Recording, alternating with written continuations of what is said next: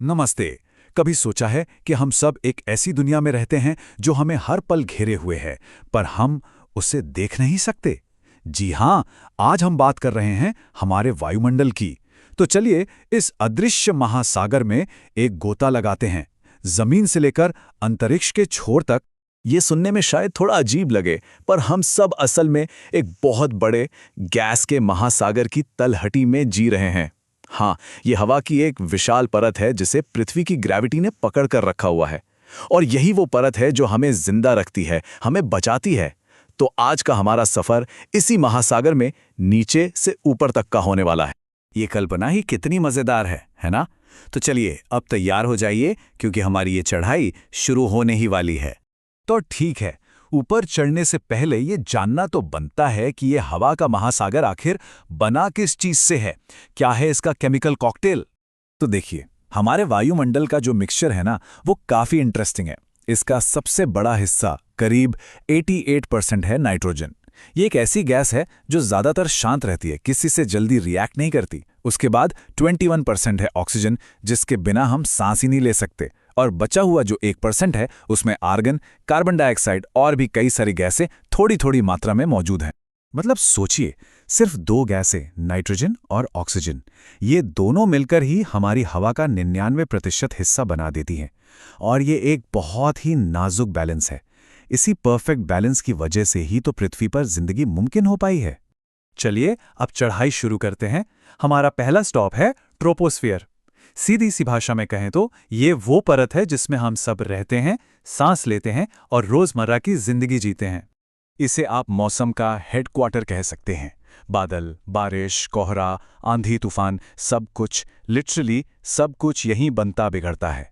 और एक मजेदार बात, जैसे जैसे इस लेयर में ऊपर जाते हैं, हर 165 मीटर पर टेम्परेचर करीब 1 डिग्री सेल्सियस कम होता जाता है। तो ट्रोपोस्फेयर से अब और ऊपर चलते हैं। अब हम उन परतों में जा रहे हैं जो हमारे प्लैनेट के लिए एक शील्ड, एक ढाल की तरह काम करती हैं। ट्रोपोस्फेयर की सारी हलचल के ठीक ऊपर आता है स्ट्रेटोस्फेयर, यानी समताप मंडल। यहाँ का माहौल एकदम शांत है, कोई तूफान नहीं, कोई बादल नहीं। हवा ऊपर नीचे होने की बजाय एक लेयर में बहती है।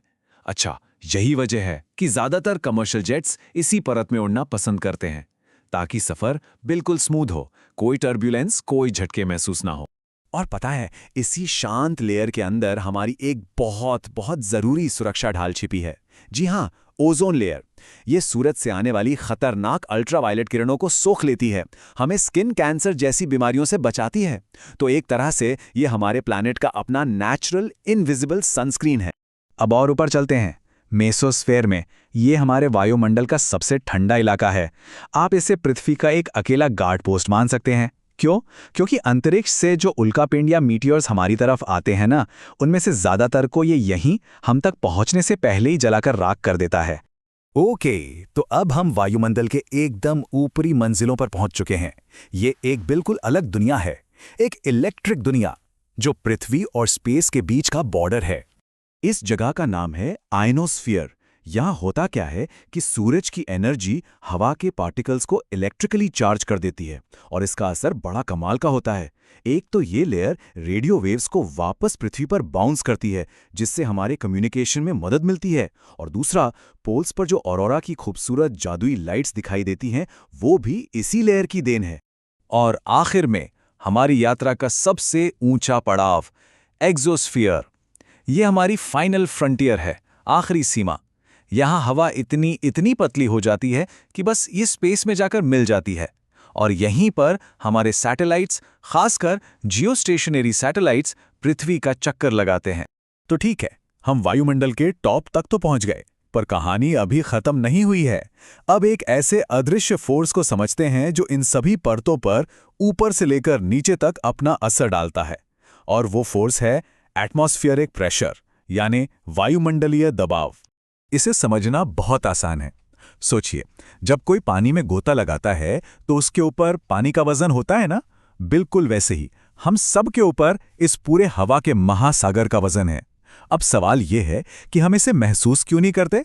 वो इसलिए क्योंकि हमारी बॉडी अंदर से उतना ही प्रेशर बाहर की तरफ लगाती है, पर यह फोर्स हर पल, हर सेकंड हम पर काम कर रहा है। और इस इनविजिबल फोर्स को नापने के लिए जिस इंस्ट्रूमेंट का इस्तेमाल होता है उसे कहते हैं बैरोमीटर। और जानते हैं सबसे कमाल की बात क्या है कि इस अदृश्य प्रेशर को मापकर हम मौसम का अंदाजा लगा सकते हैं, है ना गजब। अगर बैरोमीटर की रीडिंग धीरे धीरे ऊपर जा रही है तो इसका मतलब है कि मौसम साफ होने वाला है, और वहीं अगर रीडिंग अचानक से नीचे गिर जाए तो समझ लीजिए कि तूफान आने वाला है। तो चलिए अपनी पूरी यात्रा को एक बार फटाफट से रिकैप करते हैं। जमीन पर मौसम से भरे ट्रोपोस्फीयर से शुरू होकर अंतरिक्ष के छोर पर मौजूद एक्सोस्फीयर तक, हर परत का अपना एक खास रोल है, और ये सब मिलकर ही तो पृथ्वी को हमारे लिए एक परफेक्ट घर बनाती हैं। ये पूरी यात्रा एक बात तो साफ करती है कि हम इस हवा के महासागर से अलग नहीं हैं, हम इसी का एक हिस्सा हैं। हम जो भी सांस लेते हैं वो हमें इस कॉम्प्लेक्स और बहुत ही नाजुक सिस्टम से सीधे सीधे जोड़ती है। तो अगली बार जब आसमान की तरफ नजर जाए तो याद रखिएगा कि वो सिर्फ एक नीला खालीपन नहीं है, वो एक मल्टी लेयर्ड सिक्योरिटी सिस्टम है, एक सुरक्षा कवच जो हमें स्पेस के खतरों से बचाता है। और ये हमें एक बहुत ज़रूरी सवाल पर लाके खड़ा करता है, इस अनमोल ढाल को बचाने के लिए हमारी क्या भूमिका है, हमारी क्या जिम्मेदारी है। सोचिएगा ज़रूर।